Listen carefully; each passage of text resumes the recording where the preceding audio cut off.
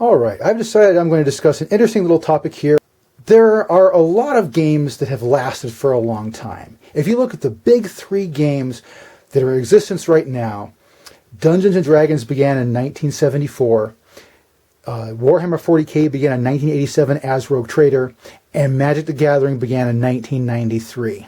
The games have shown a tendency to change over time and alter to the point where they're not the same game.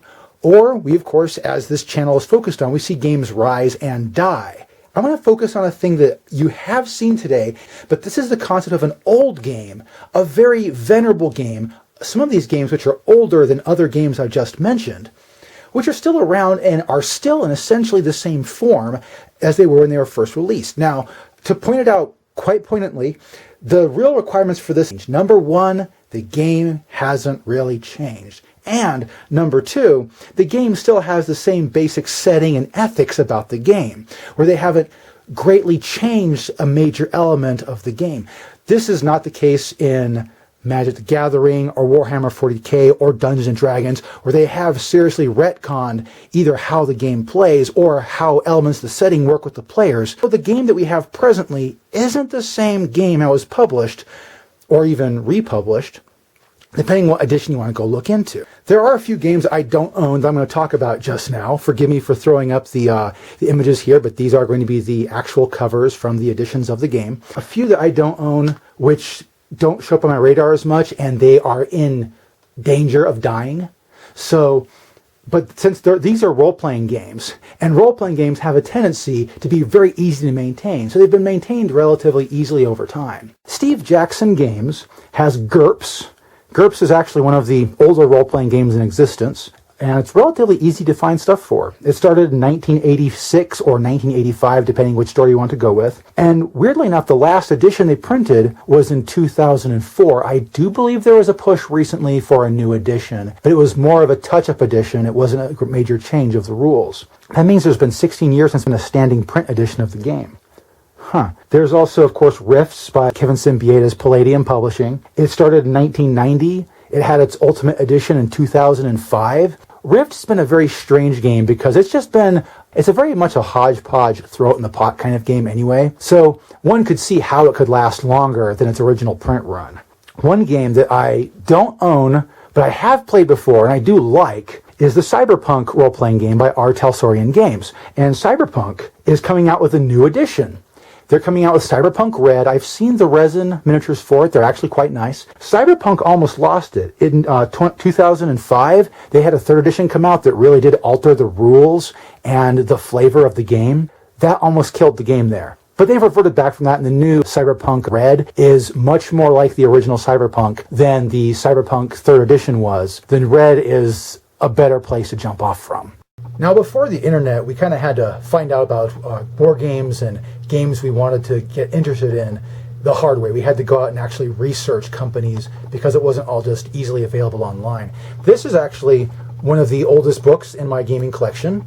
It was released, I think, in 1985, and this is a child's book about wargaming that introduces kids to the idea of wargaming. It's written for, 10 to 15-year-olds, essentially, and I did not actually own a copy of this book until very recently. I went back and decided, hey, I want to buy a copy of this book and add it to my collection. I used to, get it from a library. This is some other library, not the one I originally got it from. But Wargaming by Tom McGowan had a bunch of various different, it's black and white for the most part, had a bunch of different concepts of wargaming laid out so that kids can understand it. See, these are the FOSSA Star Trek ships. So this is actually a very old book. It covers gaming in the 80s, essentially. It does talk a little bit about Dungeons & Dragons and Warhammer, but for the most part, it covers, like, say, games by FOSSA and games by, GHQ. This does have an entire section devoted to finding... Where's the section about finding miniatures? Well, here's a selection of GHQ product they have in the book. This is an older selection. Yeah. It talks about the following companies. It has Rolpartha, Stone Mountain Miniatures, that Kaiserite from War Games, Empire Miniatures. The Skytrex is mentioned in this book. Task Force Games. Task Force Game was the original publisher of one of the games that's going to be on this list. Task Force Games created a game called Starfleet Battles. Now, FOSSA Miniature also, FOSSA had their own war game for gaming in the Star Trek universe. This is the FOSSA Master Control book. I don't have the original wargaming book for their Star Trek setting, but the FOSSA did create simpler, easier to play rules for war in the Star Trek universe.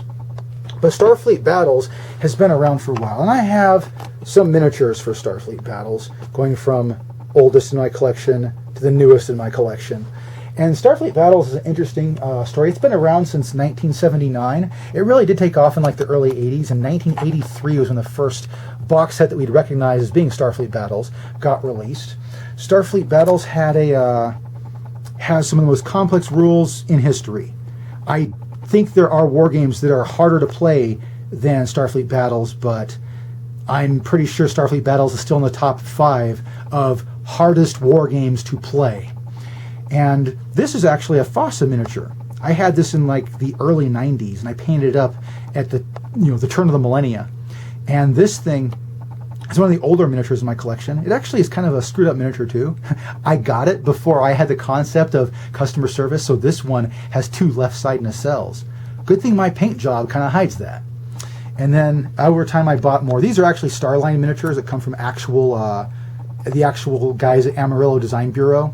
Amarillo Design Bureau released the Starline miniatures, and so I think I painted this one like a 2007 or something. I know I bought them beforehand and just had them spray painted like this. Sorry, dull green. You can see the dull green if you look close enough. And this one I painted, one of these, this one was when I painted the turn, this was a 2010 paint job. And then I eventually got to the point where, I'll just buy a bunch more and get them painted. I found this guy, I think it was 2010, 2011, where I found this guy who made little Klingon birds of prey. Now, I use those instead of the frigate models in Starfleet Battles. Starfleet Battles is often used with just hex and chits on a board. But if you like using miniatures, and you don't like those donkey-looking micro-frigates they use for the Klingon side, I forgot which game company makes them, or if they're even still around. But if you go look up Starfleet Battles, or look up Star Trek miniatures, and look up Klingon birds of prey, they're metal, they're hard to mount on a base, but you can get them mounted on a base, and that's where I got these guys from. If I find out, I'll post in the comment section or in my description who it actually comes from. It boggles my mind right now. I can't find them again. But in any case, heck, they may have gone under. Starfleet Battles technically could be considered a dead game, but they're still around. They're still producing. Now, they did have Call to Arms Starfleet Battles through Mongoose, and they made larger miniatures that were slightly bigger and often made out of resin. Those, I have the book for it. I don't have any of their miniatures. I just went back and used the Starline miniatures and my one FOSSA miniature to play the game with those. And so, as it turns out, that game is actually relatively easy to play, very much so compared to Starfleet Battles. And a lot of people who want to play Starfleet Battles will play the Call to Arms version. The Call to Arms version is not apocryphal to the people at Amarillo Design Bureau. They're the ones that took over from Task Force Games.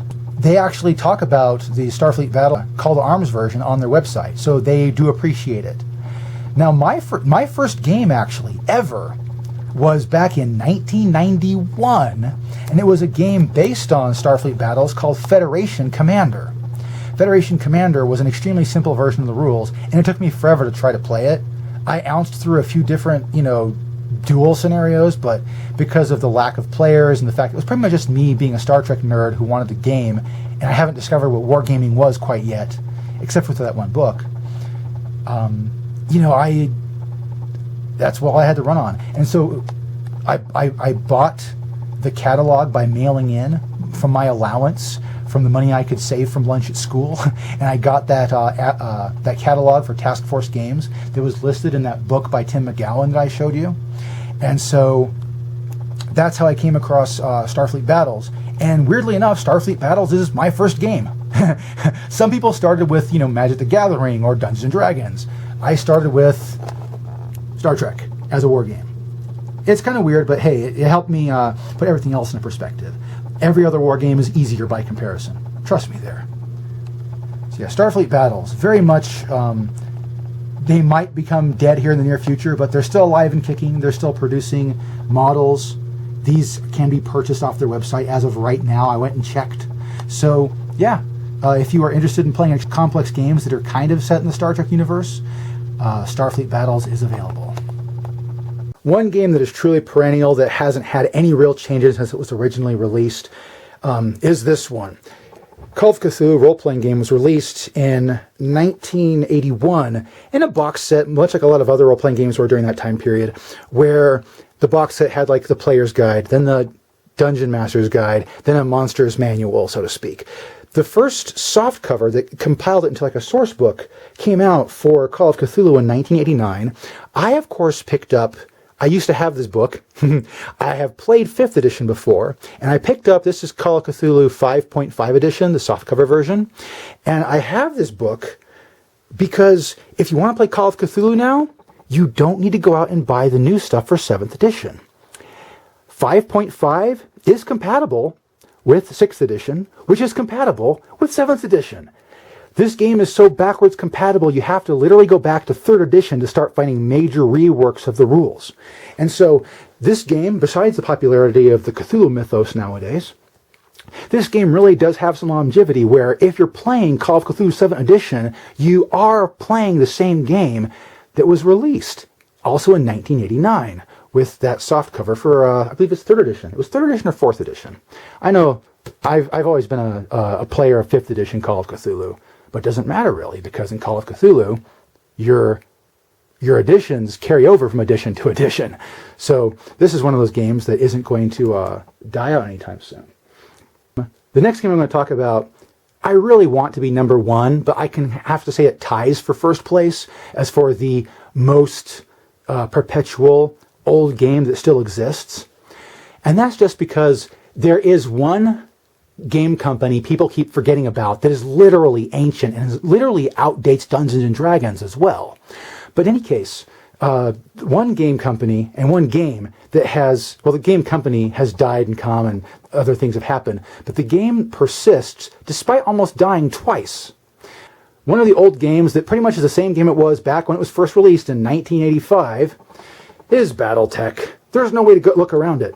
It was released as Battle Droids in 85. George Lucas got on their case in what was to be a long string of the legal system going after the creators of BattleTech. It was renamed to BattleTech in 1986. And in 1986, that pretty much set the standard for how the game was going to run. If you have the original rules from 1986, the only differences between that and what you have nowadays is the accumulation of years' worth of lore and equipment additions to the game. If you have an older edition of BattleTech, you'll just have less special rules, you'll have less clarification of the rules, but you'll have the same core mechanic and core setting. Everything has not changed since the beginning. And in fact, when I went to buy, the Aerotech version of BattleTech, instead of buying the latest version, I bought this version. Because you know what? It's the same thing. And if I want technology updates to this, I can just pick up the new Tactical Operations book. It's all in there. So this works just as well, even though this is the original Aerotech book that was released, I think it was in 1987, was it? Let me just look at it. No, this is 1986. Copyright 1986. So this is literally one of the original books, but it's still legitimate today. And so that's something I really like about BattleTech, is that the game has clarified itself. They've modified a few rules here and there, but it literally is the same game. I mean, machine guns now have a different option rule that most people like. There's, of course, more factions and different weird new variants of the mechs that have been released from between, back then and now. But still, everything that was in the original game is still here. Also, BattleTech has a branch off. You've heard of the MechWarrior series. The MechWarrior series is both a video game, the role-playing game, up until it got renamed. I think it was called Art of War or something like that, or the Age of War, something like that. I'm not a big role player when it comes to the BattleTech setting. I prefer its wargaming aspects. MechWarrior was also the name of MechWarrior Dark Age, which was when they tried to really change the BattleTech system from being a miniatures game that worked like a board game to being a click-based miniatures game, which WizKids was trying to make popular at the time and never really caught on. I mean, HeroClix is now available today, but that's kind of a different story. MechWarrior Dark Age ended in 2008. Honestly speaking, I only picked it up when it first came out and only really played a MechWarrior Dark Age for like a year or two. I really went back to the classic Battletech really quickly because classic Battletech is just good. I mean, it's a solid game system. It's complex. It is not an easy game to learn. But once you do learn it, you realize, hey, this is a good game. It has its foibles. They can get worked around, and you can just keep playing. So that is, in my opinion, and in a lot of people's opinion, this is the old game that doesn't deserve to die. I want this game to stay around for longer. And with its new releases, they're releasing a bunch of new plastic. It's going to be sticking around for at least 5 more years. Now, the one thing, the oldest game company out there, it's not really so much a game, but a game product that gets used. They now have their own rules and stuff, but back in 1967, a company called GHQ started producing a form of model not found before. They were tiny CNC machined models in 2/85th scale. And these micro armor miniatures have been available for most of our wargaming lifetime. You can use them in Battletech because they're 6mm just like Battletech is. You can use them in historical war games. They're most commonly used for a modern game called Fistful of Toes, and they have their own rule set that's been released since the 1990s called Micro Armor. Micro Armor is kind of a beer and pretzel game. A lot of people who pick up and play with GHQ miniatures prefer a more heftier rule set. I know a bunch of people who have played Tractics, Gary Gygax's game that came out before Dungeons & Dragons. Well, Gary Gygax worked on it with 2 other guys, but it was a war game between tanks that took place, and people would use 1/285th scale because they could then really play it the same way you played D&D, where everything was on a small map in front of you on the table, whereas Tractics was designed for a bigger table with larger miniatures. Using Micro Armor, you can scale it all down and play it almost D&D style. So this is a company most people don't remember, but GHQ is still alive. They're still doing well despite recent setbacks, and they now have a new updated website, so you can go and buy GHQ products without any real problem. So yeah, go check out ghq.com or look up a GHQ military models catalog online in a search engine, and you should be able to find these guys. So this is a collection of old games that have not died, that will not die due to a combination of quality and the fact that they're just a really good player base that recognizes, yeah, these are fun games to play, and we're going to continue playing them as long as they're around to play. And since they're in print, technically you can play these once they become archaeological. Thinking about it, 200 years from now, someone who knew how to pick up a book without destroying it could probably pick up an old book from 1990 and play it in the year 2100, or 2200. This is my video on old games that should not die, that have not died, that have not changed. You at least maybe understood that, yeah, some of these really old games actually do have qualities that are worth playing. And, by all means, jump in and help them stick around for a little bit longer. Thanks, and I hope you guys enjoy the rest of your coming holiday.